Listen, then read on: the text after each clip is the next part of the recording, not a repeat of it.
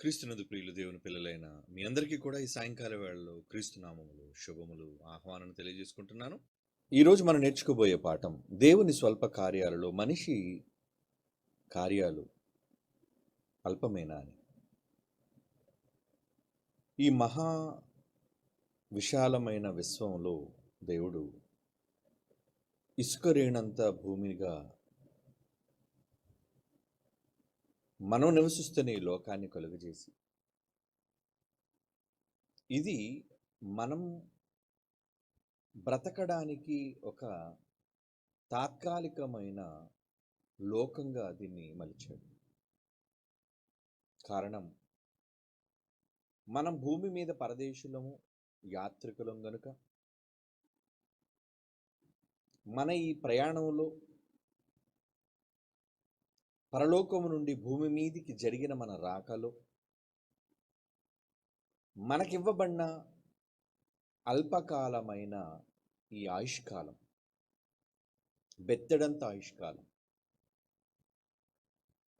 చిన్నదైన ఆయుష్కాలం, ఈ ఆయుష్కాలంలో దేవుని కొరకు బ్రతకాలి అని దేవుడు సంకల్పించి తన అనాది సంకల్పం ప్రకారంగా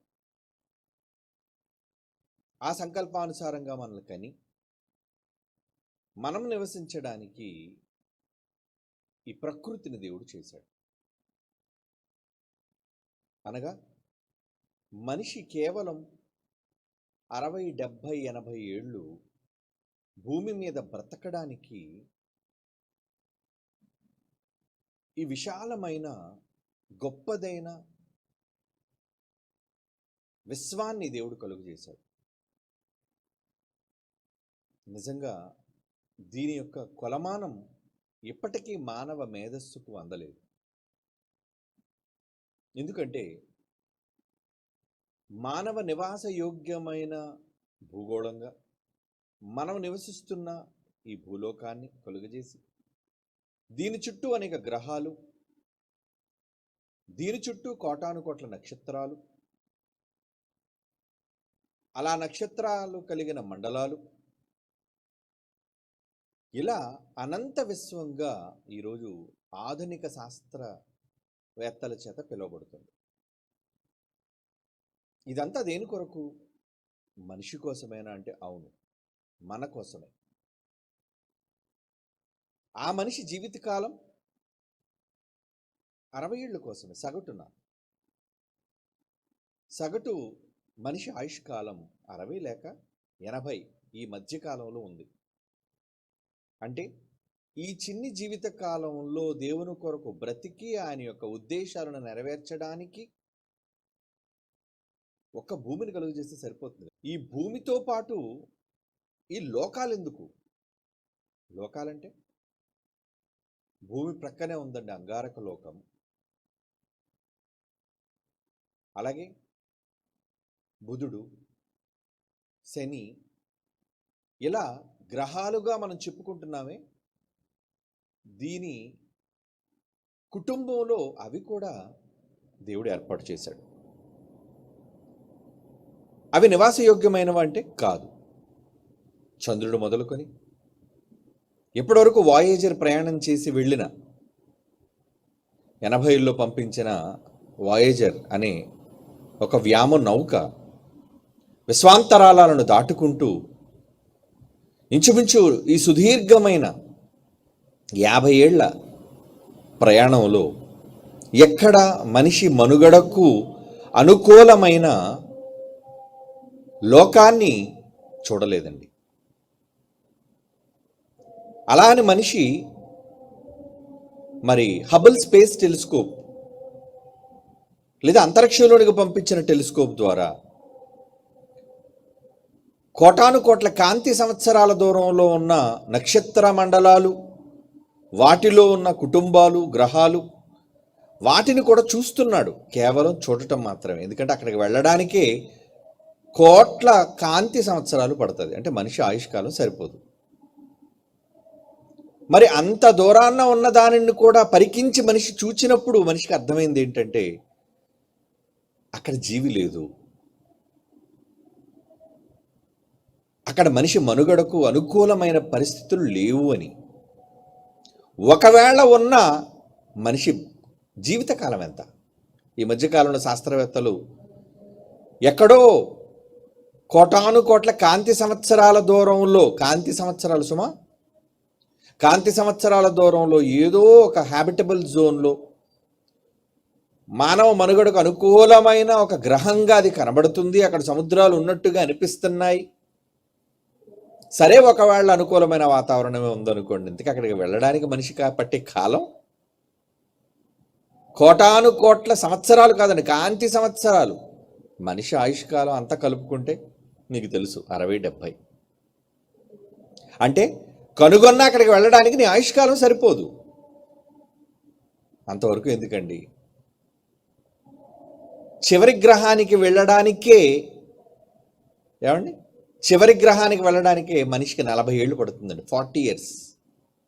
అంటే భూమి మీద పుట్టగానే వాడిని వారి అంతరిక్ష నౌకలో వాడిని పంపించేస్తే చివరి గ్రహాన్ని చేరేసరికి 40 సంవత్సరాలు ఈడొస్తుంది వాడికి, 40 years. మరి అది ఒకవేళ చూచి తిరిగి వెనక్కి రావడానికి అక్కడ 40 ఏట మరలా వాడు తిరిగి ప్రయాణం సాగిస్తే మరలా భూమి మీదకి వచ్చేసరికి వాడు చచ్చిపోవచ్చు, లేదా మహావృద్ధుడుగా వాడు మిగిలిపోతాడు. అంటే కేవలం సౌర కుటుంబంలోని చివరి గ్రహానికి వెళ్ళి రావడానికి 80 ఏళ్ల వయస్సు వెళ్ళి రావడానికి ఆయుష్కాలం పడితే, ఇక ఎక్కడో దూరాన్న ఉన్న ఈ విశ్వాంతరాలలోని గ్రహాలంటారు, నక్షత్ర మండలాలంటారు, లోకాలంటారు, వాటిని చూడడానికి మనిషికి ఈ కాలం సరిపోతుందంటారా? సరిపోదు. అంటే మానవ ఆయుష్కాలం దీనికి పరిమితి అనుగ్రహించదు, అనుమతించదు. అనంతకాలం కావాలి దానికి, ఆత్మల కాలం కావాలి దానికి. దీని గురించి గతంలో మన పరిశీలనలో, మన పాఠాలలో మనం నేర్చుకున్నాం. ఆత్మకాలం అనంతమైనది. అయితే ఇక్కడ మనం ఆలోచించవలసింది ఏంటంటే, ఈ విశాలమైన ప్రకృతిని, ఎంత పెద్ద ఈ విశ్వాన్ని, అందులో ఒక చిన్ని గ్రహాన్ని, భూగోళాన్ని దేవుడు మనిషి కోసమైనా చేశాడు. అవును, విశ్వంలో భూమి ప్రధానమైనదని బైబిల్ చెప్పింది. ఎలా అంటారా? ఆకాశ మండలానికి ఉన్న కట్టడలను దేవుడు భూమి మీదే వేశాడు అని శాస్త్రానికి ఇంకా అందరి విషయాలను గురించి బైబిల్ ముందుగానే ప్రకటించింది. అంటే మనం పైకి కనులెత్తి చూచే ఈ ఆకాశానికి పునాది ఒక చిన్ని ఇసుక రేణువు లాంటి, విశ్వంలో ఇసుక రేణువు కూడా పెద్దదేనేమో, దాంతో కూడా కంపేర్ చేయడానికి కూడా లేదు ఈ భూమిని. కేవలం అణువు. అలాంటి భూగోళాన్ని దేవుడు పునాదిగా పెట్టాడు.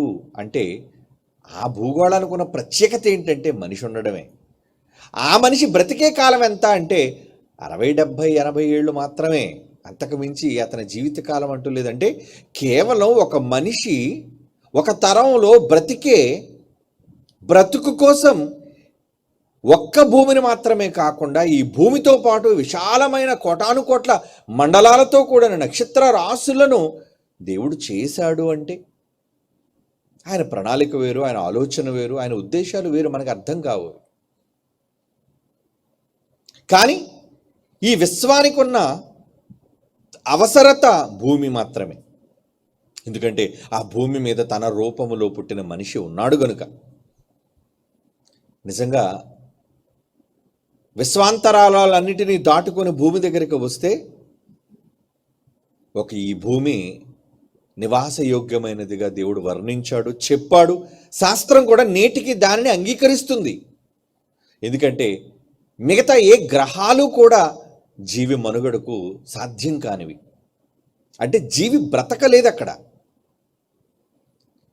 భూమి మీద ఉన్న ఈ అందాలు, భూమి మీద ఉన్న ఈ రంగులు, భూమి మీద ఉన్న ఈ వసతులు మరెక్కడా సౌర కుటుంబంలోనే లేనప్పుడు, ఏమండి, వాళ్ళు దుర్బిడిలో చూస్తున్న ఎంత దూరంలో ఉన్నదా గ్రహాలలో లేదా కావచ్చు, లేదంటే నక్షత్ర మండలాలలో కావచ్చు, ఎక్కడా భూమి లాంటి గ్రహం వాళ్ళకి కనిపించలేదు. అంటే ఒక మనిషి, ఆ మనిషి జీవితకాలం, అతడు బ్రతికే ఈ చిన్ని ఆయుష్కాలం కోసం దేవుడు చేసిన ఈ ప్రకృతి సామాన్యమైనది అనుకుంటారా? భూమి చిన్నది కాదండి. నిజంగా దాని గురించి ఆలోచిస్తే కీర్తనల గ్రంథం 104వ కీర్తన 24వ వచనం నుంచి ఒకసారి చూద్దాం. కీర్తనల గ్రంథం 104వ కీర్తన 24వ వచనం నుంచి, యెహోవా నీ కార్యములు ఎన్నెన్ని విధములుగా ఉన్నవి, జ్ఞానము చేత నీవు వాటన్నిటిని నిర్మించితివి. ఏం చేశారటండి? జ్ఞానము చేత వీటిని చేశారట. ఎన్నెన్ని విధములు అంటున్నాడు చూడండి భక్తుడు. ఎన్నెన్ని విధములుగా ఉన్నవి, నీవు కలుగజేసిన వాటితో భూమి నిండి ఉన్నది. అంగారకుడు లేదు, కుజుడు లేదు, శని లేదు, మరి ఇతర గ్రహం కోసం అక్కడ ప్రస్తావించలేదు దేవుడు. నీవు కలుగజేసిన వాటితో భూమి నిండిపోయిందంట. అదిగో విశాలమైన మహాసముద్రం, అందులో లెక్కలేనన్ని జలచరములు, దానిలో చిన్నవి పెద్దవి జీవరాశులున్నవి, అందులో ఓడలు నడుచున్నవి, దానిలో ఆటలాడుటకు నీవు నిర్మించిన మకరములున్నవి. అంటే నిజానికి ఈ ప్రకృతిని చూస్తే వాటి అందాలు ఏమంటే 4K వీడియోస్ అనేవి వచ్చిన తర్వాత నిజంగా ప్రకృతిని వాళ్ళు తీసి చూపించే విధానంలో చూస్తుంటే మన కళ్ళు అంతా ఆనందంతో నిండిపోతుంటాయండి. ఎందుకంటే ప్రకృతిలో దేవుడు చేసిన ప్రతి జీవరాశికి ఒక గొప్ప నిర్మాణం, దానిలో ఒక గొప్ప కళ, అందం, ఏమండి ప్రతిదానికి ఉన్న ప్రత్యేకత మనకు కనబడుతుంటుంది. దేనిని ఇది పనికిరానిదని మనం అనలేము. అంత గొప్పగా దేవుడు చేశాడు గనుకనే ఇన్నిన్ని విధములుగా ఉన్నవి అని ఎప్పుడో క్రీస్తు పూర్వం నాడే ఈ మాటలు దేవుడు రాయిస్తున్నాడు. అంటే ప్రకృతిలోని అందాలు, ప్రకృతిలోని సంపదలు, ప్రకృతిలోని వనరులు ఇవన్నీ భూమి మీదే ఎందుకున్నాయి? ఏమిటి దేవుణ్ణి నమ్మని ఏ శాస్త్రవేత్త అయినా, మూర్ఖుడైనా ఒక్క భూమిని మినహాయించి విశ్వాన్ని చూస్తే దేవుడు ఉన్నాడురా, భూమి మీద మనిషి ఉన్నాడు గనుకనే మనిషి కొరకేనా ఇవన్నీ దేవుడు భూమి మీద సృజించాడు అని ఖచ్చితంగా దైవాన్ని నమ్మి తీరాలి. ఏమండి లేదండి, వీళ్ళు చెప్పేది ఏంటంటే పరిణామ క్రమంలో ఇవన్నీ కూడా భూమి మీద ఈ విధంగా ఉత్పత్తి చెందాయి, చివరికి జీవరాశి నుంచే మనిషి కూడా వచ్చాడు అని ఈ తప్పుడు సిద్ధాంతాలు, తప్పుడు బోధలు, ఇలాంటి తప్పుడు జ్ఞానాన్ని ప్రజలకు నేర్పిస్తున్నారు శాస్త్రవేత్తలు అయ్యుండి. నిజానికి ఒకవేళ ఈ కాలక్రమంలో కోటాను కోట్ల సంవత్సరాల ఈ విశ్వక్రమంలో కాలక్రమంలో ఇవన్నీ వచ్చాయి భూమి మీద అని చెప్పినప్పుడు మరి అంగారకుడి మీద ఎందుకు రాకూడదు? పక్కనే కదా ఉంది. అది కూడా మనం ఆలోచించాలి కదా. చంద్రుడి మీద ఎందుకు లేవు? మిగతా గ్రహాల మీద ఎందుకు లేవు? ఇలాంటి జీవరాశులు, ఇలాంటి వనరులు, ఇలాంటి రంగులు, ఇలాంటి ప్రకృతి, ఇలాంటి వాతావరణం పక్కనే కదా, దగ్గరగానే ఉంది కదా మనకి. చంద్రుడు చాలా వెరీ నియర్. 3 రోజుల్లో వెళ్ళిపోవచ్చు మనం, 3 days చంద్రుడి దగ్గరికి. మరి చంద్రుడి మీద ఎందుకు లేదు ఈ వాతావరణం? అంటే ఎవరో అనుకొని భూమి మీద మాత్రమే చేశారు. అవునండి, న్యూటన్ ఒక మంచి మాట చెప్పాడండి. ఈ విశ్వంలో దేవుడు ఉన్నాడు అనడానికి సాక్ష్యం ఏంటో తెలుసా? ఏమండి దేవుడు ఉన్నాడనడానికి సాక్ష్యం ఏంటో తెలుసా? భూమి సూర్యునికి 3వ స్థానంలో ఉండటమే ఆశ్చర్యాన్ని కలిగిస్తుంది నాకు అన్నాడండి. అంటే అక్కడ 3వ స్థానంలో భూమి ఉండటం వలనే ఈ వాతావరణం ఉందంట. అంటే భూమిని తీసుకెళ్ళి అంగారకుడి స్థానంలో పెట్టినా, అంగారకుడిని తీసుకొచ్చి భూమి స్థానంలో పెట్టినా భూమి మీద ఈ వాతావరణం ఉండదు. మరి ఎందుకు ఈ సౌర కుటుంబంలో 3వ స్థానంలోనే దేవుడు ఎందుకు పెట్టాలి? 3లోనే ఎందుకు ఉండాలి? అంటే ఎవరో అనుకుని పెట్టారు ఇక్కడ. దీన్ని ఎవరు అనుకున్నారు? ఎవరా ఇంటెలిజెన్స్? ఆర్టిఫిషియల్ ఇంటెలిజెన్స్ కాదు, ఏఐ కాదు. ఈరోజు ప్రపంచం అంతా ఏఐ వెంటపడుతుంది. అది కృత్రిమమైనది, మనిషి తయారు చేసినది. కానీ అసలు ఈ ఇంటెలిజెన్స్ రావడానికైనా ఒక ఇంటెలిజెంట్ బీయింగ్ అనేవాడు ఉండాలిగా. ఇవన్నీ రావడానికైనా ఏదో ఒక మూలం ఉండాలిగా. మూలం లేకుండా ఏది రాదు. ఎవరా మూలం అంటే దట్ ఈస్ గాడ్, అదే దేవుడు. కానీ ఆ దేవుణ్ణి దేవుడుగా ఈరోజు నాస్తికులు, హేతువాదులు, శాస్త్రవేత్తలు ఏమండి ఒప్పుకోలేకపోతున్నారు. అది ఎంత మూర్ఖత్వం. భూమి మాత్రమే నివాస యోగ్యంగా దేవుడు మలిచాడు అంటే ఇది ఎందుకు ఇక్కడ ఉంది? వాతావరణం, అట్మాస్ఫియర్ అంటారు దీన్ని. అంటే ఈ చక్కటి వాతావరణం, క్లైమేట్ కండిషన్స్, నీకు కావలసిన వర్షాలు, నీకు కావలసిన మేఘాలు, నీకు కావలసిన ఏమండి ఎండ ఫిల్టర్ చేసి ఓజోన్ పొర ద్వారా నీకు ఎంత టెంపరేచర్ కావాలి, నీకు ఎంత కాంతి కావాలి, ఇవన్నీ కూడా ఓజోన్ పొర నుంచి ఫిల్టర్ అయి వస్తున్నాయి. అదే నువ్వు చంద్రుడి మీదకి వెళ్ళావు అనుకో, ఏమండి మనకు దగ్గరగా ఉన్న చంద్రుడి దగ్గరికి వెళ్తే అక్కడ నీలిలోహిత కిరణాలను ఫిల్టర్ చేసేది ఏమీ లేదు. అంటే చంద్రుడి మీద విపరీతమైన రేడియేషన్ అంటారు దాన్ని, టోటల్ రేడియేషన్. రేడియేషన్ అంటే ఫిల్టర్ కాకుండా డైరెక్ట్గా సూర్యుడి నుంచి వచ్చే కాంతి మనిషికి పడదు, హానికరం. డైరెక్ట్గా ఒకవేళ ఆ కాంతిని మనిషి తాకితే మనిషి ప్రమాదం బారిన పడతాడు, తన ప్రాణం పోతుంది అనే హెచ్చరిక. మరి అలాంటప్పుడు ఆ ఓజోన్ అనే పొర ఏమండి భూమి చుట్టూ మాత్రమే ఎందుకుంది? ఏమండి జూపిటర్ మీద ఎందుకు లేదు? శాటర్న్ మీద ఎందుకు లేదు? నెప్ట్యూన్ మీద ఎందుకు లేదు? ఈ గ్రహాల మీద ఎందుకు లేదు? చివరికి చంద్రుడి మీద ఎందుకు లేదు? అక్కర్లేదు, ఎందుకంటే మనిషి లేడు గనుక. అబ్బా ఎంత ఆలోచన అండి దేవుడు. అంటే మనం నివసిస్తున్న ఈ భూమి కోసం ఆలోచిస్తేనే దేవుని ఉనికిని చాలా సులభంగా మనం పసిగట్టొచ్చు. దేవుడు ఉన్నాడు, ఇంటెలిజెంట్ బీయింగ్ అంటున్నారు వీళ్ళంతే. ఆ శాస్త్రవేత్తలు కూడా పిలిచే పేరేంటి దేవుడికి? Intelligent being. అంటే బీయింగ్ అంటే ఆయన ఏమైనా జీవనుకుంటున్నావా? ఏమండి దేవుడు ఏమైనా జీవ కాదు. సకల ప్రాణులకు జీవాన్ని దయచేసి జీవప్రదాత, జీవానికి మూలకర్త ఆయన. సర్వసృష్టికి ఆయన ఆధారం. మరి అలాంటి దేవుడు ఈ గొప్ప విశ్వంలో ఒక చిన్ని ఇసుకరేణు లాంటి భూమి మీద ఈ వాతావరణాన్ని కలిగించాడు. ఎందుకు భూమి మీదే ఉందంటే సెంటర్ ఆఫ్ అట్రాక్షన్ మనిషి ఎక్కడ ఉన్నాడు గనుక, భూమి మీద నరులను చేశాడు గనుక. ఇంతకీ ఆ నరులను వెనకాతలున్న వాడిని సృష్టించడం వెనక ఉన్న కారణం ఏంటి అంటే, నాయన నువ్వు నా కోసం బ్రతికి తిరిగి నా దగ్గరకు రా, దిస్ ఈజ్ అ టాస్క్. భూమి మీదకి మనిషి రావడానికి దేవుడు పెట్టిన టాస్క్ అంటారు దాన్ని. అంటే ఒక పని. టాస్క్ అంటే పని. దేవుడు నీకు ఒక బాధ్యత ఇచ్చాడు, నువ్వు వెళుతున్నావు, నీ పని చూసుకొని తిరిగి రావాలి. అది తాత్కాలికమైన లోకం. అందుకే బైబిల్ అర్థమైన భక్తులందరూ కూడా భూమి కోసం ఏమనుకున్నారట? వారు తాము భూమి మీద పరదేశులమును. హెబ్రీలకు రాసిన పత్రిక చదువుదాం ఒకసారి, చదువుదాం. ఆ మాట చదువు, ముందుకెళ్దాం.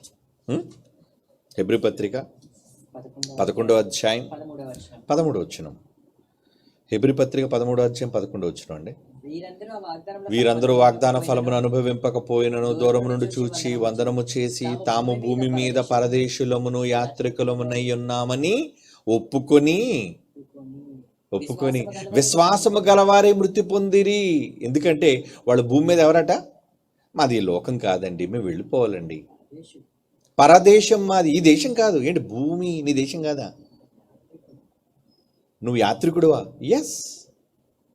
ఎక్కడి నుంచి వచ్చావు బాబు? నువ్వు యాత్రికుడివి, ప్రపంచ యాత్రికుడువా? కాదు, విశ్వయాత్రికుడు. నేను విశ్వయాత్రికుడు అంటే విశ్వాలను దాటి వచ్చాను. నా యాత్రలో, మన ప్రయాణంలో, నా యాత్రలు అంటే ఎవరిది అనుకోకండి, మీదే. మీ అందరి యాత్ర ఎక్కడ ప్రారంభమైంది?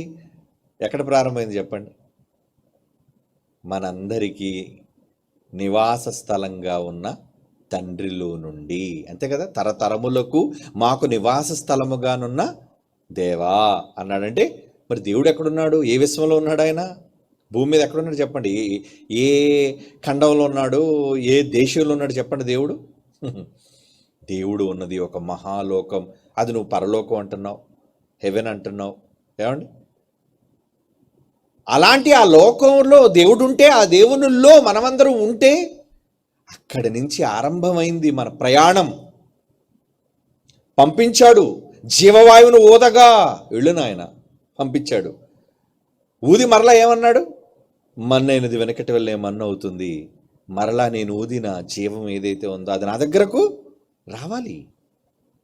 అంటే ఎక్కడో ఉన్న ఒక మహా విశ్వం, ఈ విశ్వాన్ని దాటి ఆవల ఉన్న ఒక ప్రపంచం, లోకం, అదే పరలోకం. ఆ లోకంలో నుంచి ఆరంభమైన నీ జర్నీ, నీ ప్రయాణం భూమి మీదకి వచ్చి, ఇంతకీ భూమి మీద బ్రతికే కాలం ఎంత అంటే చిన్నిది, వెరీ షార్ట్ స్పాన్, అంటే చాలా చిన్ని కాలం. 70-80 సంవత్సరాలు, అధిక బలం ఉంటే 80 క్రాస్ చేస్తాం అంతే.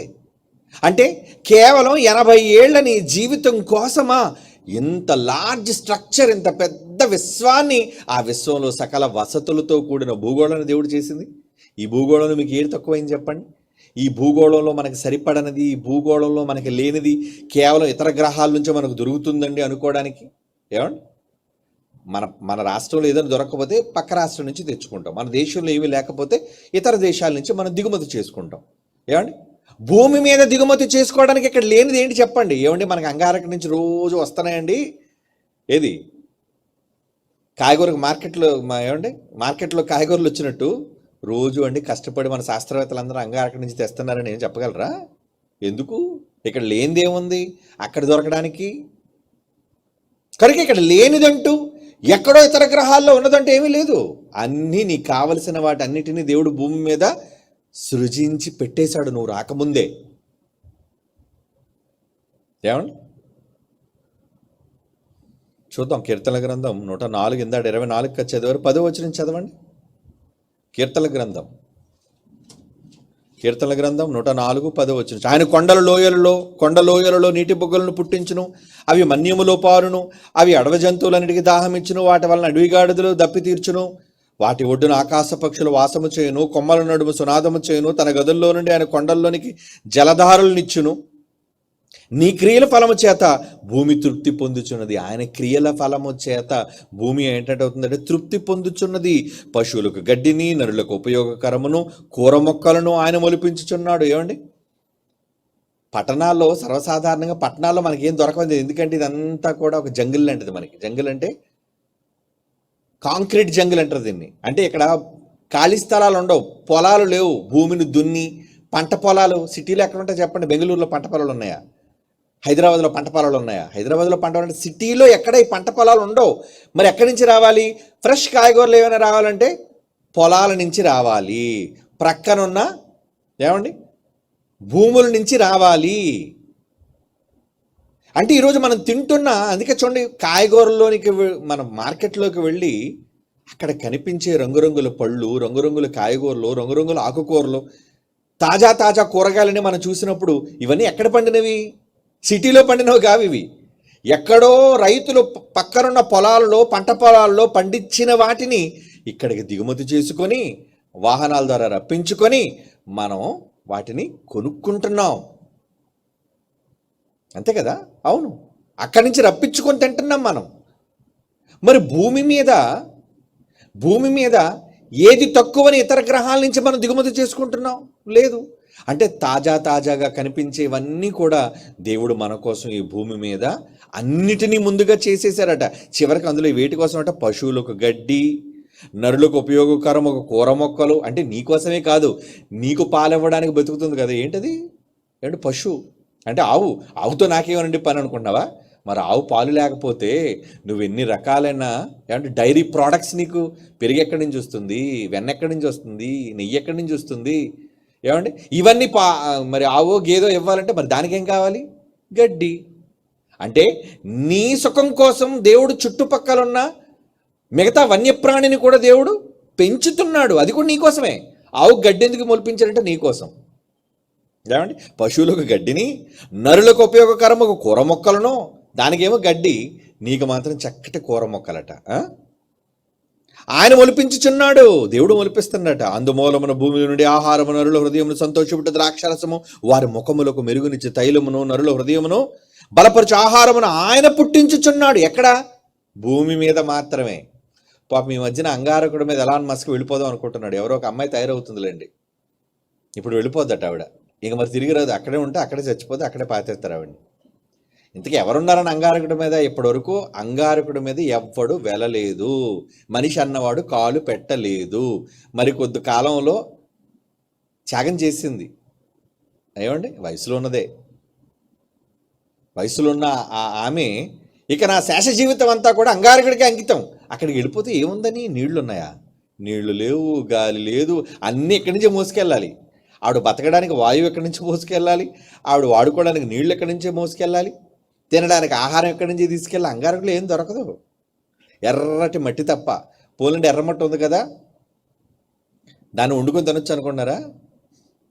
అసలు బయటికి వెళ్తేనే కాలిపోతారు, ఎందుకంటే విపరీతమైన రేడియేషన్ అదంతా కూడా.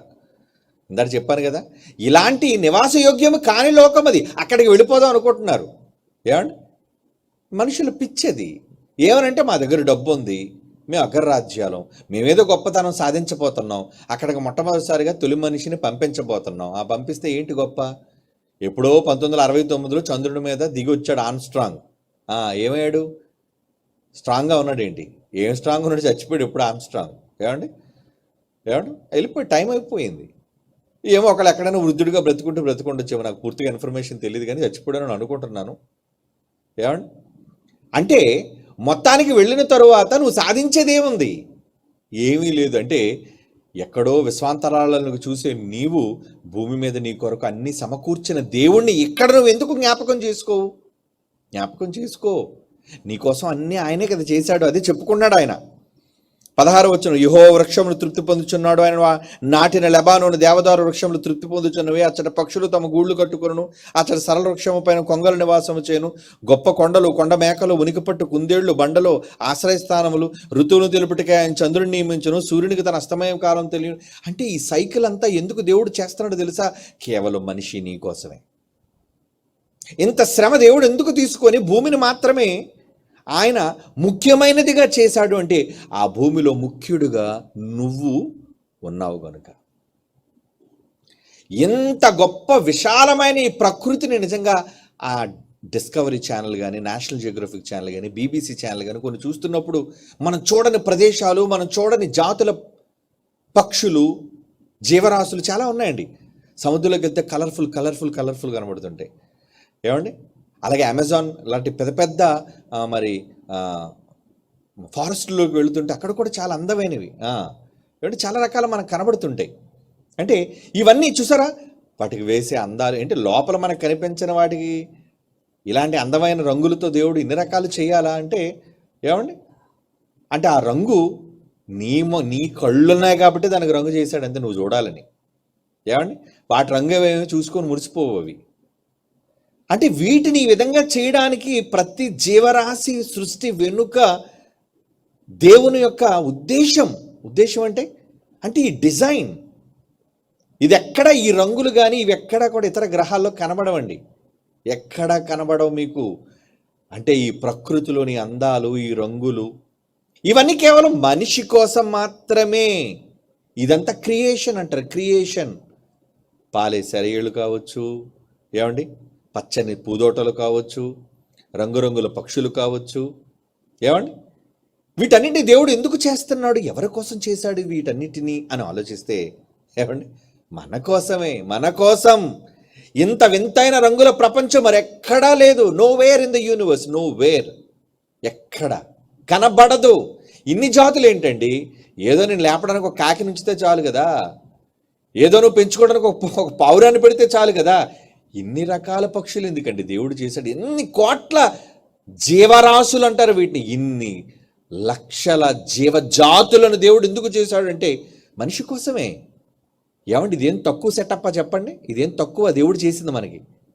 తక్కువ కాదండి, మనకి చాలా ఎక్కువ చేసి ఆయన ఏమంటున్నాడు తెలుసా? మన కోసం ఇన్ని చేసి. చూడండి ఒక మాట, యోబు గ్రంథం 28వ అధ్యాయం 14వ వచనానికి పై మాట నుంచి కొంచెం చదవండి.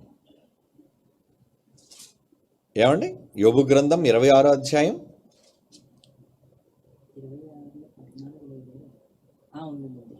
14వ వచనం. దాని కొంచెం పైనుంచి చదవండి, ఒక 2-3 వచనాల పైనుంచి. తన బలము వలన ఆయన సముద్రం, ఇంకా చాలా అధ్యాయం నుంచి ప్రారంభిస్తే ఆయన గొప్పతనం ఏంటో, ఏం చేశాడో చెబుతూ తన బలము వలన ఆయన సముద్రమును రేపును, తన వివేకం వలన రాహాబును పగలగొట్టును. ఆయన ఊపిరి విడుగా ఆకాశ విశాలములకు అందము వచ్చును. ఆయన హస్తము పారిపో మహాసర్పమును పొడిచెను. ఇవన్నీ కూడా ఆయన కార్యముల్లో స్వల్పములు. ఇంత గొప్ప విశ్వాన్ని చేసి కూడా ఆయన ఏమన్నాడట, అరే నాన్న నేను నీకోసం చేసింది చాలా స్వల్పమురా, చిన్నదే. ఇవి ఆయన కార్యాలు. అంటే ఆయన చాలా గొప్ప గొప్పవి చేశాడు, ఇంకా మనకు తెలియదు, చచ్చిపోయిన తర్వాత చూస్తాం మనం.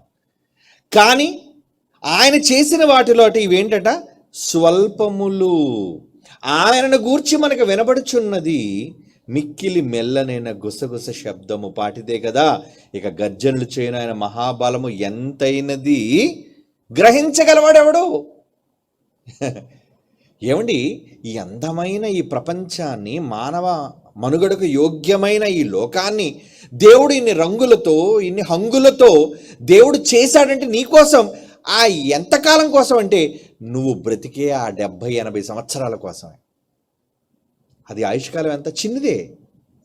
ఆ చిన్ని ఆయుష్కాలం కోసం ఎంత పెద్ద ప్రకృతిని చేసి ఆయన ఏమన్నాడు, ఇవి చాలా చిన్నదే నాయన, స్వల్పములే అంటున్నాడు. స్వల్పమా? ఏమండి, ఎవరికైనా అంటే మీకు అర్థం అవ్వాలంటే ఇలా చెప్తాను నేను. ఒక 100 కోట్లు వాళ్ళ అకౌంట్లో వేసి, ఏదోనండి ఉడతా భక్తిగా మీకోసం ఏదో నేను కొంచెం నా మట్టుకు నేను చేయగలిగానని. ఏంటి ఉడతా భక్తి 100 కోట్ల? అంటే ఇది ఎలా ఉంది చెప్పండి ఈ మాట. అంటే ఇచ్చే వ్యక్తి 100 కోట్లు మీకు ఇచ్చి, ఏదోనండి నా మట్టుకు చాలా చిన్నగా నా సహాయం చేశాను అంటే మీరైతే ఏమంటారు? ఇది ఎవరన్నారండి చిన్న సహాయం అని? 100 కోట్లతో మునిగిపోతానండి, ఆ 100 కోట్లతో నేను నా రాబోయే తరాలు కూడా హ్యాపీగా కూర్చొని బ్రతకగలిగేనంత డబ్బు మీరు మాకు పంపించి తక్కువ అంటారేంటండి? దేవుడు చేసేది కూడా అంతకు మించి.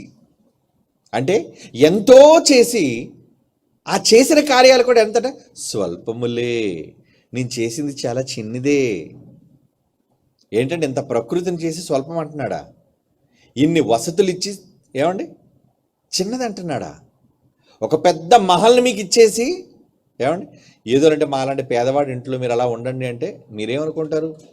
ఇంత పెద్ద మహల్ని రాజకోటను మాకు ఇచ్చేసి, పనివాళ్ళతో ఈ సౌకర్యాలన్నీ మాకు ఇచ్చేసి, ఏదో ఈ పేదవాడి ఇంట్లో మీరు కాస్త మీరు ఉండండి అని ఎవరైనా బ్రతిమాలితే మీరేమంటారు? అలా బతిమాల అవసరం లేదండి, మేమే తిరిగి మిమ్మల్ని బతిమాలతో మమ్మల్ని ఇందులో ఉంచేయండి అని. ఈరోజు లోకం కూడా మనిషి అలాగే భావించాలి. దేవుడి ద్వారా అనుగ్రహింపబడింది అది. అందుకే చూద్దాం యోబు గ్రంథం 5వ అధ్యాయం 9వ వచనం. యోబు గ్రంథం 5వ అధ్యాయం 9వ వచనం చూడండి. ఆయన పరిశోధింపజాలని మహాకార్యములను, లెక్కలేనని అద్భుత క్రియలను చేయువాడు ఎవరు? దేవుడు. ఎవరి కోసం? నీ కోసమే, మనందరి కోసమే. పరిశోధింపజాలని మహాకార్యములు ఎన్నండి బాబోయ్. నిజంగా రీసెర్చ్ చేస్తుంటే ఇప్పటికీ చాలా జీవజాతుల రీసెర్చ్ జరుగుతూ ఉందండి.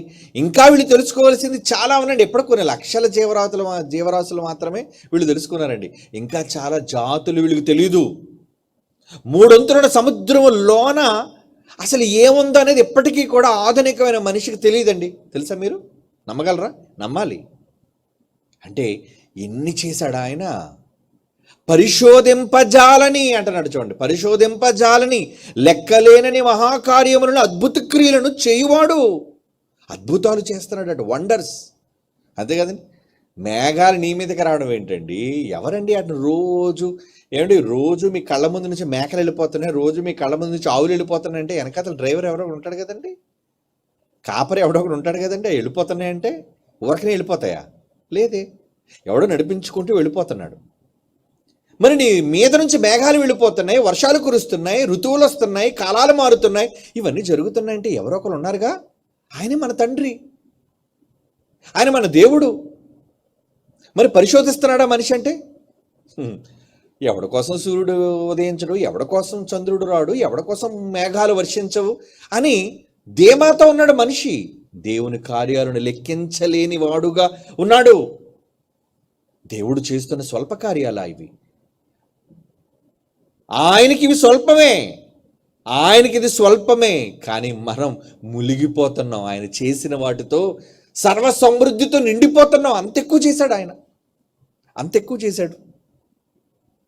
అందుకే 10వ వచనంలో ఆయన భూమి మీద వర్షమును కురిపించేవాడు, పొలముల మీద నీళ్లు ప్రవహింపచేయువాడు. అది రాకపోతే, నేల తడవకపోతే అసలు నీకు తిండి గింజలు ఎక్కడివి, ఆహారం ఎక్కడిది, పచ్చని చెట్లు ఎక్కడివి, ఆక్సిజన్ ఎక్కడిది, ఇవన్నీ ఎక్కడి నుంచి వస్తాయి?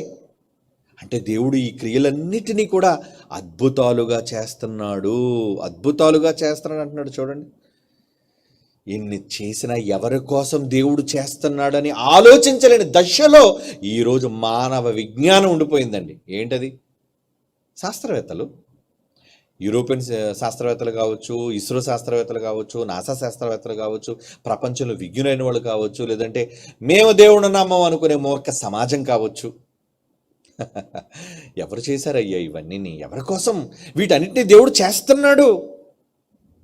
యోబు గ్రంథం 28వ అధ్యాయం చూస్తే అండి, నిజంగా మొదటి నుంచి చదివితే అండి, ఎప్పుడో క్రీస్తు పూర్వం 1400 సంవత్సరాల కాలం పూర్వమే దేవుడు రాయించిన మాట. ఏమని? వెండికి గని కలదట, పుటం వేటుకు సువర్ణముకు స్థలం కలదట, ఇనుము మంటిలో నుండి తీయుదురు, రాళ్ళు కరిగించి రాగి తీయుదురు, మనుషులు చీకటికి అంతము కలుగు చేయుదురు.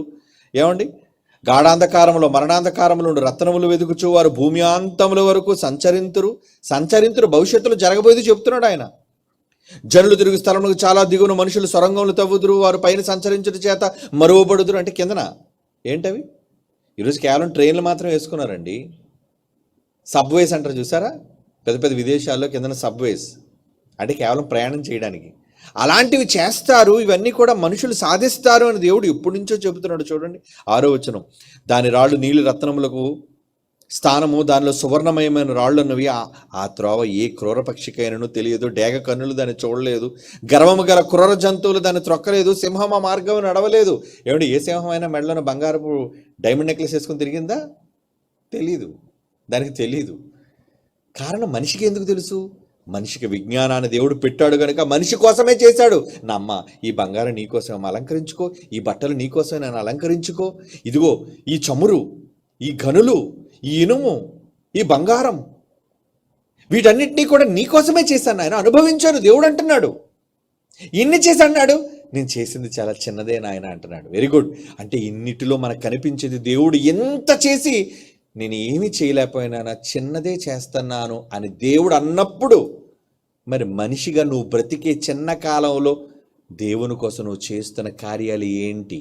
అది మీరు ఆలోచించండి. మన తండ్రి మన కోసం ఇన్ని చేసినప్పుడు మీరు జీవిత కాలంలో ఆయన కోసం మీరు ఏం చేయగలుగుతున్నారు? మీ బ్రతుకు అంతకాలం కలుపుకుంటే అల్పకాలం అన్నారు దాన్ని. అవునా? మోషే అన్నాడు గొప్పవాడు, సిరి సంపదలను చూపించింది. అప్పటికి మరి ఐగుప్తు సంస్థానమే చాలా గొప్పది ప్రపంచంలో. అలాగ ఐగుప్తు యొక్క నిధులను, వైభవాన్ని తల్లి చూపించిన ఆయన, ఒక్కసారి నా కొడుకుగా ఒప్పుకొని ఆయన, ఈ సిరి సంపదలని నీవే అయిపోతాయి నాయన అని అంటే ఏమన్నాడో చిన్నప్పుడు మనం బంగారు వాక్యాలు నేర్చుకున్నాం. ఏమన్నాడు మోషే? నాకు అక్కర్లేదమ్మా, నాకు ఇవేవి అక్కర్లేదు, ఎందుకంటే అల్పకాలము పాపభోగము అనుభవించుట కంటే నా దేవుడు నాకు కావాలి, నా దేవుడు ప్రజలు నాకు కావాలి అని నిర్ణయం తీసుకున్నాడు. అంటే ఆయన కాలం ఎంతని చెప్పాడు? అల్పం. ఇవి చాలా అల్పమైనది. నేను బ్రతికే కాలం, ఈ చిన్న జీవిత కాలంలో నాకు ఇవేవి అక్కర్లేదు, నాకు వీటి మీద మనస్సు లేదు. ఏమండి, మనిషిని ప్రేమించక దేవుడు చేశాడు. బంగారం ఎవరి కోసం? అదే చెప్పాను కదా ఇందాడ. ఏ జీవరాశి నగల ఏమండి అది వేసుకోలేదు, తొడక్కోలేదు. అది ఈ సౌకర్యాలన్నీ కూడా దేవుడు మనిషి కోసమే చేశాడే. మరి అన్ని సౌకర్యాలు దేవుడు నీ కోసం చేసినప్పుడు నీవు బ్రతుకుతున్నావు. ఓకే, పుట్టావు, పెరుగుతున్నావు, ఆయుష్కాలం కలిగి ఉన్నావు. ఏమండి, కొంతకాలం బ్రతికి భూమి నుంచి వెళ్ళిపోవాలి, చనిపోతావు, తెలుసు. కానీ జీవితకాలంలో దేవుని కోసం నువ్వు చేస్తున్న కార్యాలు ఏంటి? నీకోసం ఎన్ని కార్యాలు చేశాడు ఆయన? నీకోసం ఎన్ని పనులు చేశాడు ఆయన? నీకోసం ఎన్నిటిని సమకూర్చి పెట్టాడు ఆయన? మరి నువ్వు ఆయన కోసం ఏమి సమకూర్చి పెట్టావు? నీ అల్పకాలంలో, ఏమండి, నీ అల్పకాలంలో నువ్వు చేసే పనులు ఎంత ఉన్నాయి దేవుని కోసం? చేయటమా? రావటమే కష్టం మనకి. అవునా? చేయటం వరకు ఎందుకండి, ఇవ్వటం వరకు ఎందుకండి? దేవుని దగ్గరికి రావాలంటేనే మనకు సమయం లేదు, దేవుని కోసం ఆలోచించాలంటేనే మనకు తీరిక లేదు, దేవుని కోసం పని చేయాలంటేనే మనకు ఖాళీ లేదు. ఇన్ని చేసిన దేవునితో నువ్వు ఆ మాట అనొచ్చా? ఈ ప్రపంచం అలాగే అంటుందండి, నో టైం. ఈరోజున్న బిజీ ప్రపంచం, గజిబిజి ప్రపంచం. ఒక యువతరాన్ని చూడండి, ఏమండి, ఒక వ్యాపార ప్రపంచాన్ని చూడండి. ఇలా ప్రపంచంలోని అభివృద్ధి చెందుతున్న నగరాన్ని చూడండి, ఉరుకులు పరుగులు దేనికి? ఎవరి కోసం? నిధి దొరికిందని పరుగులు తీస్తున్నావు, ఆయిల్ దొరికిందని డ్రిల్ చేస్తున్నావు. ఏమండి, అంబానీ లాంటి వాళ్ళు, పెద్ద పెద్ద అదానీ లాంటి వాళ్ళు, కంపెనీస్ అన్నీ కూడా ఈరోజు భూమిలో మన భారతదేశంలో దొరికే నిధులన్నింటినీ కూడా వాళ్ళు కొల్లగొడుతున్నారు లేదా? బయటకు తెస్తున్నారు, విదేశాలకు అమ్ముకుంటున్నారు, డబ్బు చేసుకుంటున్నారు. అందుకే ప్రపంచంలోని మన దేశంలో కోటీశ్వరులుగా, ఐశ్వర్యవంతులుగా కనబడుతున్నారు. వాళ్ళని అడగండి, వాళ్ళ దేవుడి కోసం, ఏమండి, చేయవలసిన ప్రణాళిక కోసం వాళ్ళ భూమి మీదకి ఎందుకు వచ్చారు, ఏం చేయాలి, ఇవేమీ లేదు. పుట్టాం, సంపదలు వచ్చాయి, మేము అనుభవిస్తాం, చస్తాం ఏదో ఒక రోజు, అంతేనా? బ్రతికి అనుభవించడం చావటమేనా మనిషి జీవితం? అలా అనుకొని మనిషి ఒక మాయ ప్రపంచం సృష్టించుకున్నాడు తన చుట్టూ. మాయా ప్రపంచం అంటారు దాన్ని. వాడు చేసుకున్న ఈ గాజు ప్రపంచం పగిలిపోద్దురా అది. మనం అమ్మ కడుపు నుంచి మాయలోంచి బయటకు వస్తుంటుంది, దాని చుట్టూ ఒక పొర ఉంటుంది. ఏమండి, ఉమ్మ నీరును పట్టి ఉంచిన, ఏమంటారు దాన్ని? మాయ అంటారు దాన్ని తెలుగులో. దాని పేరు, ఆ పొర పేరు మాయా. ఆ మాయను చీల్చుకొని బయటికి వచ్చిన మనిషి ఈ రంగుల ప్రపంచాన్ని మరొక మాయను సృష్టించుకున్నాడు. ఏంటది? ధనం అనే మాయ, ఏమండి, ఐశ్వర్యం అనే మాయ, పదవి అనే మాయ, అధికారం అనే మాయ, వ్యాపారం అనే మాయ. ఒకటి కాదండి, ఇలా ఎన్నిటినో చేసుకొని చివరకు మనిషి దేవుని మరిచిపోతున్నాడండి. నేను వెళ్ళాలి, నేను ఎవరి కోసం వచ్చాను, భూమి మీద నేను ఎవరి కోసం బ్రతకాలి, ఏం పని చెయ్యాలి అని బొత్తిగా మర్చిపోయాడు మనిషి. ఆలోచన లేదు, ఎందుకంటే వాడి లైఫ్లో అసలు వాడికి తీరికే లేదు. దేవుడు తీరిక లేకుండా నువ్వు ఆయన కోసం బ్రతకాలని నిన్ను పరదేశిగా భూమి మీదకి పంపించి, నాయన ఒక 70 years నువ్వు ఉంటావు కదా, ఇదిగో 70 years కోసం ఎన్ని చేశాను నేను, నువ్వు వీటన్నిటి అనుభవించు, కానీ నా పని మాత్రం చేసి రావాలి అని దేవుడు చెప్పి పంపిస్తే, భూమి మీదకి వచ్చి ఈ బిజీ ప్రపంచంలో ఈ రంగులు చూచి, ఈ అందాలను చూచి, ఈ అనుభూతులను అలవాటు పడి ఏమయ్యాడు మనిషి? దేవుడు మర్చిపోయాడు. తాను ఎందుకు పుట్టాడో మర్చిపోయాడు. ఎవరు పనుల మీద ఉండాలో మర్చిపోయాడు. లేదు, జ్ఞాపకం లేదు. మనిషి మర్చిపోయాడండి ఈరోజు. ఎవరి కోసం చేశాడు దేవుడు ఇదంతా? నువ్వు తన కొరకు బ్రతకాలని, నువ్వు బ్రతికే ఈ చిన్న జీవితకాలం కోసం ఎంత గొప్ప సృష్టిని చేసి నీకిస్తే, ఆ చిన్న జీవితకాలంలో దేవుని కోసం చేస్తున్న గొప్ప కార్యక్రమాలు ఏమనున్నాయా? ఏమిటి, దేవుడి కోసం నేను గొప్ప పని చేయాలనుకున్నానండి మీరేమని అంటారా? మనకు చెప్పేవాళ్లే లేరు. దేవుడు గుడి దగ్గరికి సన్నిధికి రావడమే గొప్ప అనేసుకుంటున్నాం, దేవుడికి ఏదో కానికిచ్చేయడం, దశభాగం ఇచ్చేయడమే గొప్ప అనేసుకుంటున్నాం. మరి ఇదే పెద్ద గొప్ప అంతేనా? అంటే కానికిచ్చేసి వెళ్ళిపోతే అదే గొప్ప కాదు. దీనికి మించిగా ఉన్నాయి, ఇంకా నువ్వు చేయవలసినవి చాలా ఉన్నాయి. నీ బాధ్యతలు దేవుడు చాలా పెట్టాడు, వాటన్నిటినీ నువ్వు చెయ్యాలి. కానీ సమాజానికి చెప్తే ఒప్పుకుంటుందా? తీరిగ్గా మన మాటలు వింటుందా? అబ్బే, వినడానికే తిరిగలేదండి వాళ్ళకి. అలా వెళ్ళండి ఒకసారి, ఇప్పుడు సముద్రం ఆ ఒడ్డుకి వెళ్ళండి, ఎంత బిజీగా ఉంది అది అక్కడంతా. ఎంజాయ్. ఇక్కడే కాదండి, ప్రపంచంలో ప్రతి చోట, ప్రతి ప్రదేశం అలాగే ఉందండి. Enjoy your life. ఇచ్చిన పుట్టావు కదా, అనుభవించరా లోకాన్ని, జీవితాన్ని అనుభవించరా. ఎంతకాలం అనుభవిస్తావురా? వృద్ధాప్యంలోకి వచ్చేసరికి అన్నీ తినకూడదని ఆంక్షలతో ఒక మూలన పడిపోతావు, రోగాలన్నీ వచ్చి ఒంటి మీద పడతాయి. ఇంకా తర్వాత అప్పుడు వైరాగ్యం వస్తుందా? మరి ఆ వైరాగ్యంలో ఏం చేస్తావు? అప్పుడు నువ్వు చేద్దామన్నా నీకు ఏమీ కుదరదు. అప్పుడు ఇంకా కాటికి కాళ్ళు చెప్పుకొని ఉన్నాయన్న ఆయన నేను దేనికి? ఎవడు లాగేయడానికి?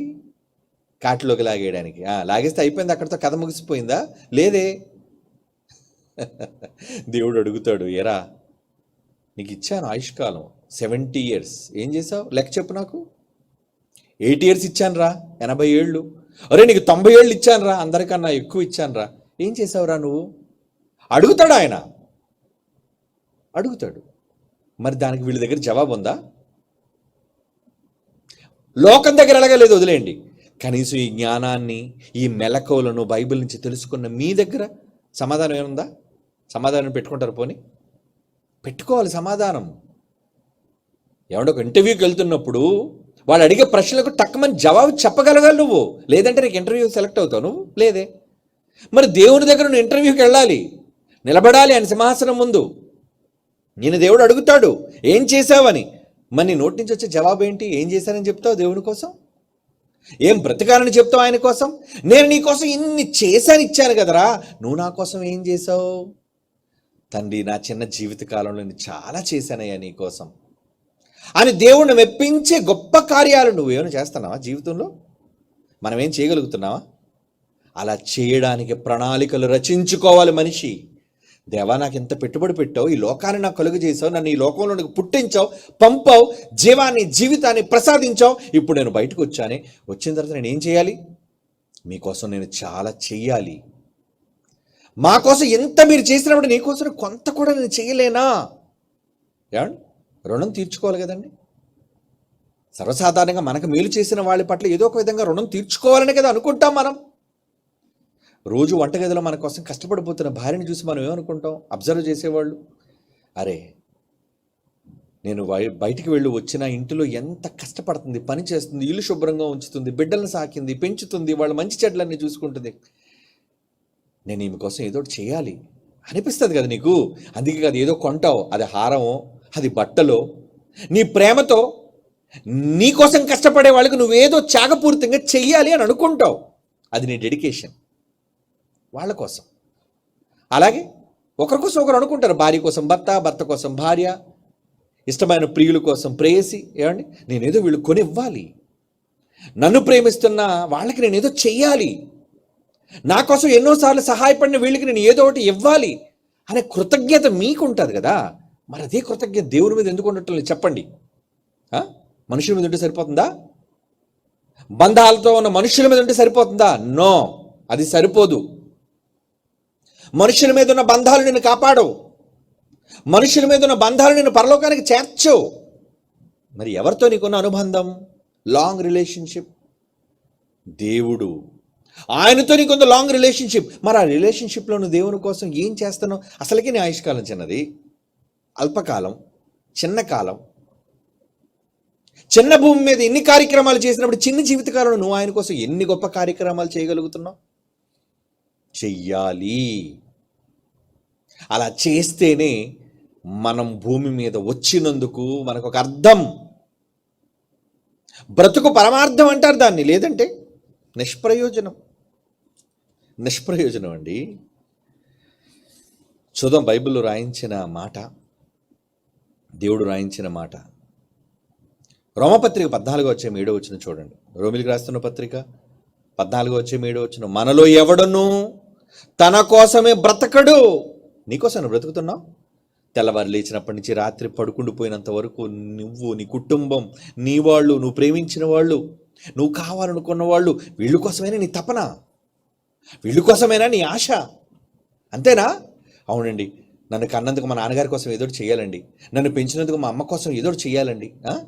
అమ్మ రుణం తీర్చుకోవాలనుకున్నాం, నాన్న రుణం తీర్చుకోవాలనుకున్నాం, భర్త రుణం, భార్య రుణం, ప్రియుల రుణం, ఇష్టమైన వాళ్ళ బంధువుల రుణం, అందరి రుణాలు తీర్చుకోవాలనుకుంటున్నాను. నువ్వు ఏమండి మౌనంగా ఉండి ఏది నీ దగ్గర చెప్పకుండా అన్నిటినీ నువ్వు పుట్టక ముందే కలుగు చేసి నీ పాదాల చెంత పెట్టాడే, ఆ దేవుని కోసం నువ్వేం రుణం తీర్చుకుంటున్నావు?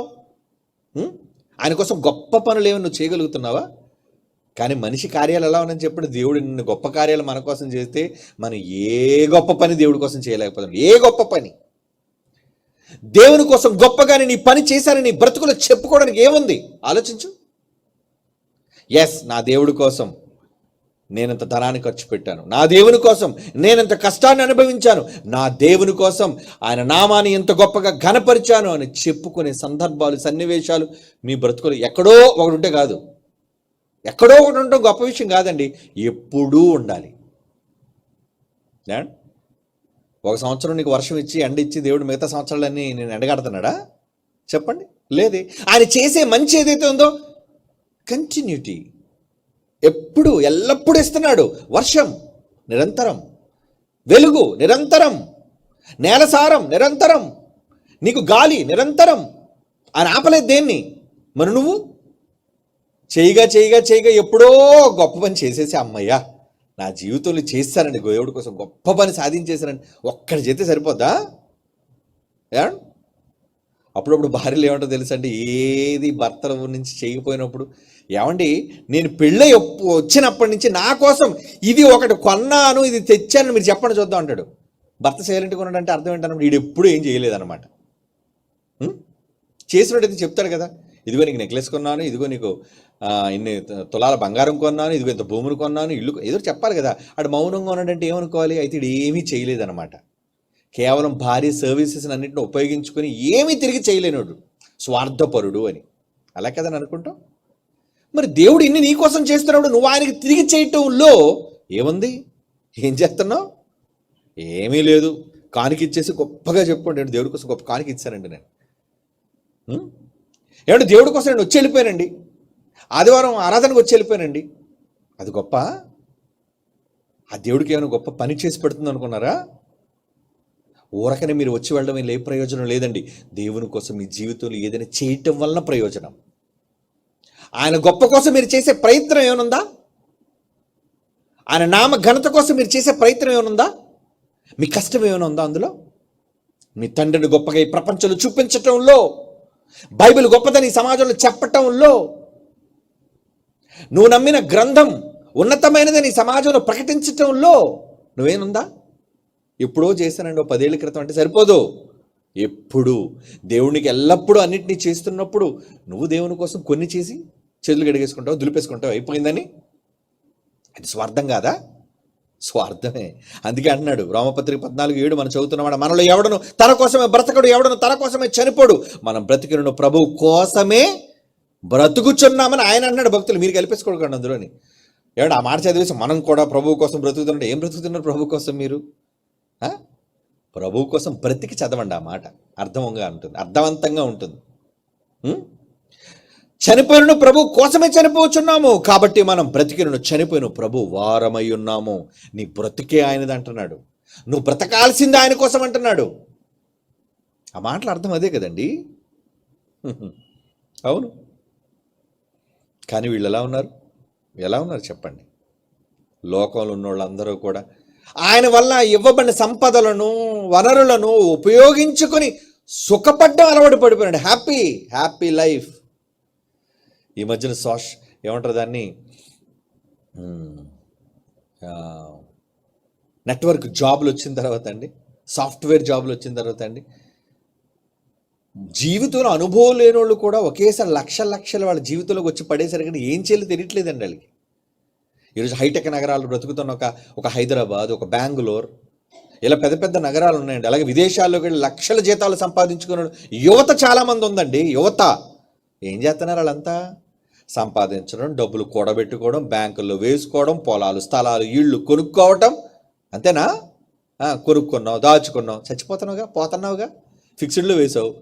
పెళ్ళి అయితే భారీగా వస్తుంది, పెళ్లి కాకపోతే అనాథ శరణానికి పోద్ది. అవునా? ఎందుకంటే దాన్ని అనిపించడం మీ అమ్మా నాన్నలు కూడా ఉండరుగా. దాచి ఏం చేస్తావు? కానీ దేవుడి కోసం ఏమైనా దాచావా? దేవుడి కోసం ఏమైనా దాచావా? దేవుడి కోసం ఏమైనా చేసావా? ఆయన కోసం కార్యాలు నువ్వేమైనా చేసావా? పనులు ఏమంటే ఆయన చేసిన టెంపరీ, నీ తాత్కాలికమైన జీవితం కోసం ఎంత గొప్ప అద్భుతాన్ని ఆయన చేసినప్పుడు నువ్వు అల్పమైన జీవితంలో ఆయన కోసం ఎంత అద్భుతాన్ని చేయాలి. అవునా కాదా చెప్పండి? మీరు టెంపరీగా బ్రతకడానికే ఎంత గొప్ప ప్రపంచం ఇచ్చాడే, ఇక శాశ్వత కాలం బ్రతకడానికి ఆ లోకం ఎలా ఉంటుందో ఆలోచించండి. తాత్కాలికమైన లోకంలోని ఇన్ని అందాలు, ఇన్ని హంగులు, ఇన్ని భోగాలు దేవుడు మనకు కలుగు చేసినప్పుడు శాశ్వత కాలం, ఆత్మ నివసించే కాలం అసలు ఊహించలేమండి. అక్కడికి వెళితే అబ్బా దేవా, ఆ పనికిరాని భూమి గొప్పది అనుకున్నానయ్యా నేను మనిషిగా బ్రతుకున్నప్పుడు. కానీ నువ్వేంటి ఆత్మగా ఆ లోకానికి కన్నా ఎన్నో కోటాను కోట్ల రెట్లు గొప్పదైన లోకాన్ని చేసావా నా కోసం. అనుభవించినప్పుడు తెలుస్తుంది అది.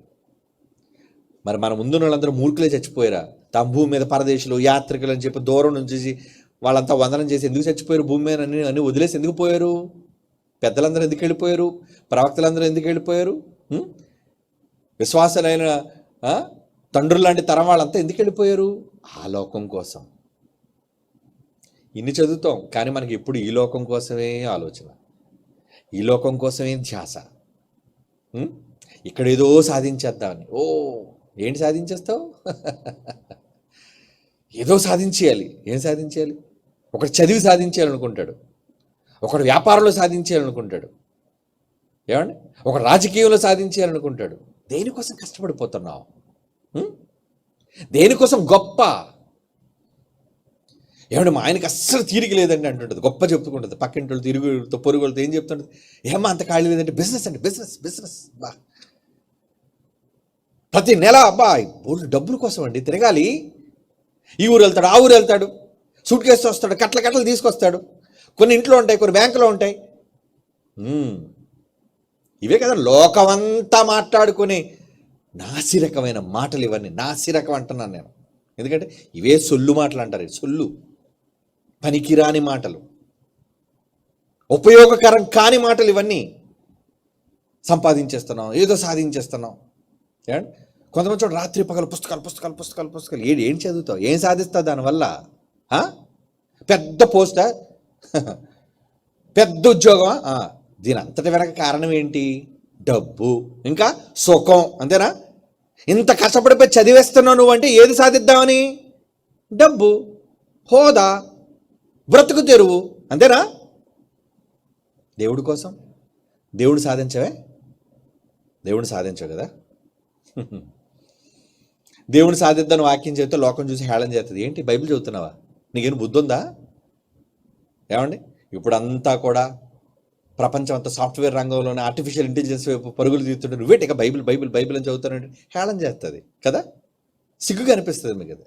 నో, డోంట్ కేర్ అనుకోనండి. బట్ బైబిల్ చదవండి, బాగా బైబిల్ చదవండి. ఎందుకంటే లోకాలను వాటి జ్ఞానానికి మించిన జ్ఞానం బైబిల్. దేవుడు చేసిన ఆయన మాటలతో కూడిన వేదం బైబిల్. కానీ ఇది మనకు అక్కర్లేదండి. ఇదేమో మనకు ఉద్యోగం ఇస్తుందా? మనకేమైనా బ్రతికిస్తుందా? అరే ఇక్కడ నిన్ను బ్రతికించేది ఇదే, చచ్చాక నిన్ను బ్రతికించేది కూడా ఇదే మాటలు, ఇదే విద్య. కానీ బైబిల్ విద్య అంటే నిజంగా భవిష్యత్తులో చచ్చాక మరొక జీవితంలోకి వెళ్ళాలి అంటే బైబిల్ చదవాలి అనేది ఎవడో సాక్ష్యం చెప్పలేదు కాబట్టి వీళ్ళందరూ అలాగ ఉన్నారండి. కాదు, చచ్చినోడు ఎవడన్నా లేచో రే నేను కేవలం బైబిల్ చదవకపోబట్టే నేను ఈరోజు పాతాళంలో ఉండిపోయాను రా అని ఒక సాక్ష్యంగా చెప్పాడు అనుకోండి, చిన్నవాడు మొదలుకొని పెద్దవాడు వరకు మిగతా ఏమండి గ్రంథాలయాల్లో ఉన్న పుస్తకాలని విసిరేసి బాబు బైబిల్ ఎక్కడ బైబిల్ ఎక్కడ బైబిల్ ఎక్కడ అని పరిగెట్టని చెప్పండి. కానీ ఇప్పుడు అది వెటకారంగానే ఉండదా? గొప్ప చెప్తున్నాను నీ బైబిల్ కోసం. అరే నీకు ఇప్పుడు అర్థం కాదురా, చచ్చిపోతావు కదా. నీ పనికిరాని మట్టి శరీరాన్ని వదిలి నీ ఆత్మ బయటకు వస్తుంది కదా, అప్పుడు అర్థమవుతుంది ఈ జ్ఞానం విలువేంటో. అప్పుడు ఎందుకు చదవలేకపోయాను, అప్పుడు ఎందుకు చెయ్యలేకపోయాను, అప్పుడు ఎందుకు దీనికోసం ఆలోచించలేకపోయానని మదన పడిపోయి నలిగిపోతావు. కానీ అంత టైం లేదు, ఎందుకంటే శిక్షలో ఉన్నావు కాబట్టి. నువ్వు ఆలోచించి ఏం చేస్తావు చెప్పండి? జరిగిపోయిన తర్వాత ఏం ఆలోచించి నువ్వేం చేయగలవు? ఇక జరిగిపోయిన తర్వాత ఆలోచించి ఏం చేయగలవండి? వేదాంతం వస్తుంది అప్పుడు. వేదాంతం, ఆ వేదాంతం చచ్చాక రావడం కాదు, బ్రతుకున్నప్పుడే నేర్చుకోవాల్సింది వేదాంత విద్య, డివైన్ నాలెడ్జ్. అంటే దట్ ఈస్ బైబిల్, దేవుని విద్య, డివైన్ నాలెడ్జ్. దీనిని చదవాలి. చదువుతున్నారా? నేర్చుకుంటున్నారా ఆసక్తితో? ఇదిగో మీరు మాత్రమే వచ్చారండి ఆసక్తితో, మిగతా వాళ్ళకి ఎప్పుడు ఉన్నదే. ఏమండి ఎన్నిసార్లు అన్నా మేము చేసేది ఇదే కదండి, మీరు చెప్పేది అదే కదండి, అంతే అదే.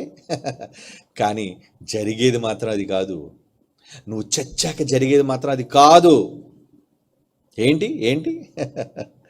ఒకళ్ళు అలా ఉంటే ఈ లోకం అనుకున్నట్టు ఉంటే దేవుడు చెప్తాడు. యాకోబు పత్రిక చూడండి 5వ అధ్యాయం 1వ వచనం చెప్తున్నాడు.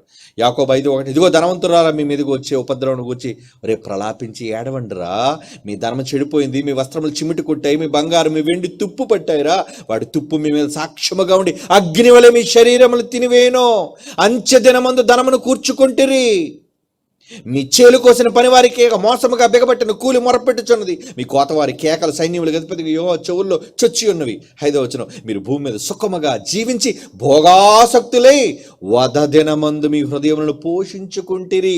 వధ, ఏమంటే వధ అనే పదం ఎందుకు ప్రయోగిస్తున్నానంటే వేసేస్తానరా మిమ్మల్ని లాస్ట్లో. ఏమంటాడు? వధ అంటే ఏంటి? నరికేయటం అని. ఏమంటే బైబిల్ అంత క్రూరంగా మాట్లాడుతుంది ఏంటంటే, మరి మనిషికి భయం రావాలంటే ఏం చెప్పాలి? నువ్వు బతికిందంతా నీకు నచ్చినట్టుగా బ్రతికి రారా, నీకోసం పరలోకాన్ని సిద్ధం చేస్తాను, తేరగా అనుభవించరా అని దేవుడు అంటాడా? నరికేస్తాడు దేవుడు నిన్ను. వధ అంటే అదే అక్కడ అర్థం. రే నరికేస్తాను నిన్ను. వధ దినమందు భోగాసక్తులే వధ దినమందు మీ హృదయములను పోషించుకున్నారు కదరా ఇప్పటి వరకు. వద్దు. కొద్ది కాలం కోసం చేసిన ప్రకృతి ఎంత అందంగా నేను పెట్టుబడి పెట్టి నేను మీ సుఖభోగం కోసం చేస్తే దీన్ని అనుభవించి నన్ను మర్చిపోమని కాదు, మరో లోకానికి వెళ్ళే మార్గం ఇప్పుడే భూమి మీద ఉన్నప్పుడే వెతకమని, కనుగొనమని దేవుడు చెప్పాడు. మరి మీరేం చేస్తున్నారు? ఏమండి చేస్తున్నారు? ఏమైనా చేయాలి. ఫిలిప్పీ పత్రిక 1వ అధ్యాయం 9వ వచనం చూడండి. ఫిలిప్పీలకు రాస్తున్న పత్రిక 1వ అధ్యాయం 9వ వచనం నుంచి పౌలు అంటున్నాడు, మీరు శ్రేష్టమైన కార్యములు వివేచింపగలవారు, ఒకటికి మీ ప్రేమ తెలివి సకల విధములైన అనుభవ జ్ఞానంతో కూడినది, అంతకంతకు అభివృద్ధి పొందవలనని, ఇందువలన దేవుని మహిమయు స్తోత్రము కలుగునట్లు మీరు యేసుక్రీస్తు వలన నీతి ఫలములతో నిండుకున్నవారే. నీతి ఫలములు, ఫ్రూట్స్. ఏం ఫ్రూట్స్ కావాలి? మార్కెట్లో ఫ్రూట్లు కాదు, నీ బ్రతుకులో నీతి ఫలములు, దేవుని కొరకు బ్రతికే ఫలములు, నీతి ఫలములు. ఆయన కోసం బ్రతకటంలో, ఆయన కోసం కష్టపడడంలో, ఆయన కోసం పని చేయటంలో, ఆయన కోసం త్యాగం చేయటంలో, అవే నీకు నీతి ఫలాలు ఇచ్చేవి. ఏమండి? నీతి ఫలములు.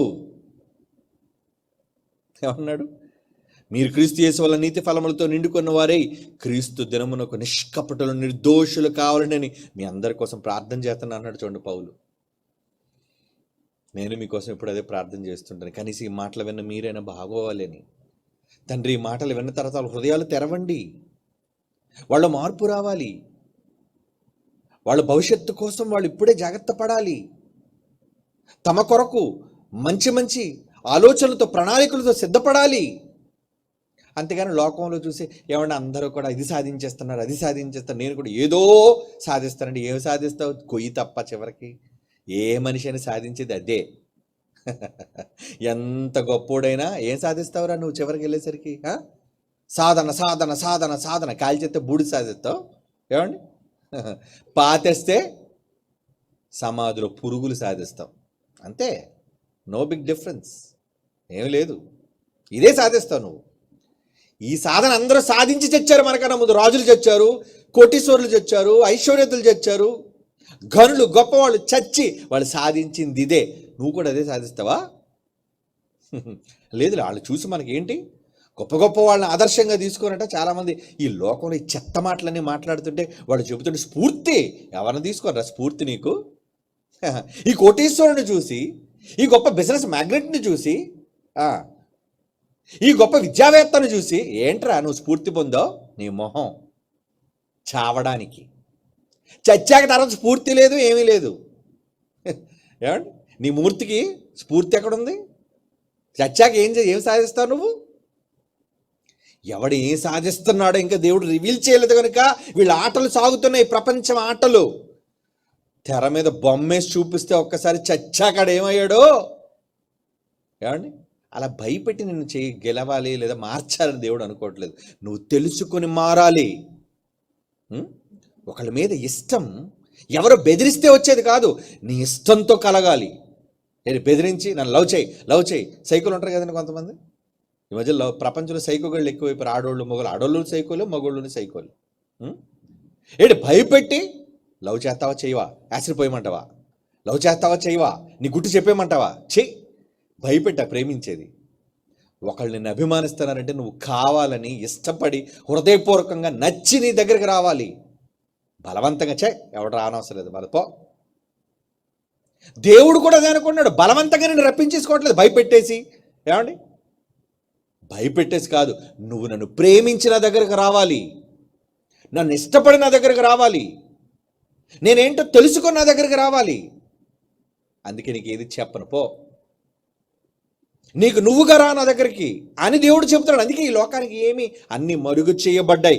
కేవలం వాక్యంతో హెచ్చరికలు మాత్రమే జారీ చేస్తున్నాడు. తెలుసుకుంటావా బాగుపడతావు, తెలుసుకోవా పోతావు. ప్రపంచానికి దేవుడు చెప్పే సూచన అండి ఇది. అవునా? అవును, అదే అంతేనండి, అంతే.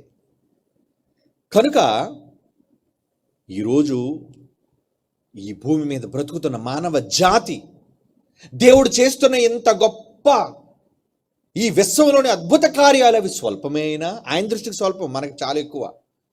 కానీ నీకు ఇవ్వబడిన అల్ప జీవిత కాలంలో నీవు దేవుని కోసం చేస్తున్న ఘనకార్యాలు, గొప్ప కార్యాలు ఏవి? గొప్ప పనులు ఏమైనా సాధించగలుగుతున్నావు దేవుని కోసం? ఏదో దేశం కోసం ఏదో సాధించేశాను, రాష్ట్రం కోసం ఏదో సాధించేశాను, కప్పులు సాధించాను, మెడలు సాధించాను, నా కుటుంబం కోసం పేరు ప్రఖ్యాతులు సాధించాను. ఎవడక్కాలు అవన్నీ చచ్చాక పెట్టి లోపల మడత పెట్టేయడానికి తప్ప. ఎవడు గుర్తుపెట్టుకోండి నిన్ను. ఏమండి, ఈ దేశం కోసం రక్తం కార్చిన వాళ్ళని పక్కన పెట్టేశారు, ప్రాణాలు ఇచ్చిన వాళ్ళని వదిలేశారు. ఎప్పుడంటే స్వతంత్ర దినోత్సవం రావాలి అప్పుడు భక్తులందరూ జ్ఞాపకం చేసుకుంటారు. ఇప్పుడు మిగతా టైం అంతా కూడా అనుభవించు రాజా, అనుభవించు. వాళ్ళు కష్టపడి సాధించిన స్వతంత్రాన్ని అనుభవించడానికి అలవాటు పడ్డారు వీళ్ళు. వాళ్ళ త్యాగాలు అక్కర్లేదు, వీళ్ళకి అక్కర్లేదండి. అలా మీరుంటారా? నో. దేవుడు ముందే మిమ్మల్ని మేలుకొలుపుతున్నాడు కనుక, దేవుడు ముందే మిమ్మల్ని మేలుకొలుపుతున్నాడు. ఈ మేలుకొలుపులో మీ మనోనేత్రాలు వెలిగించబడితే మీరేం చేస్తారో తెలుసా? నా దేవుడు నా కోసం ఎంత గొప్ప కార్యాలు చేసినప్పుడు, నేను భూమి మీద బ్రతుకున్నప్పుడు ఆయన కోసం ఎన్నో ఘన కార్యాలు సాధించాలి. నా జీవితకాలం చిన్నదే కావచ్చు, 60, 70, 80 నా జీవితకాలం, కానీ ఈ చిన్న జీవితంలో దేవుని కోసం చాలా గొప్పది సాధించాలి. గొప్పగా నేను ఆయన చూపించాలి, గొప్పగా ఆయన కోసం ప్రకటించాలి, గొప్పగా ఈ సమాజానికి ఆయన్ని పరిచయం చేయాలి, ఆయన కోసం ఎన్నో కార్యక్రమాలు సాధించాలి అన్న ప్రణాళిక ఉండాలి. అందుకని ఐఏఎస్ అయిపోదామా, ఐపీఎస్ అయిపోదామా? ఇవి కాదు గోల్స్. లోక సంబంధమైన మనుషులకి పనికిరాని గోల్స్. ఏంటి గోల్స్? నువ్వు బిజినెస్ మ్యాగ్నెట్ అయిపోవాలనో, ఎవరినో ఆదర్శంగా తీసుకొని నువ్వు ఏదో గొప్పవాడుగా సాధించేయాలనో. ఎంత సాధించినా నువ్వు చావాల్సిందే. కనుక సాధించేది ఏదో నువ్వు పుట్టించిన దేవుని కోసం సాధించు. ఆత్మను సాధిస్తావా? రక్షణ సాధిస్తావా? లేదా నీ కోసం పరలోకాన్ని సాధించుకుంటావా? ఆలోచించుకోండి. God bless you.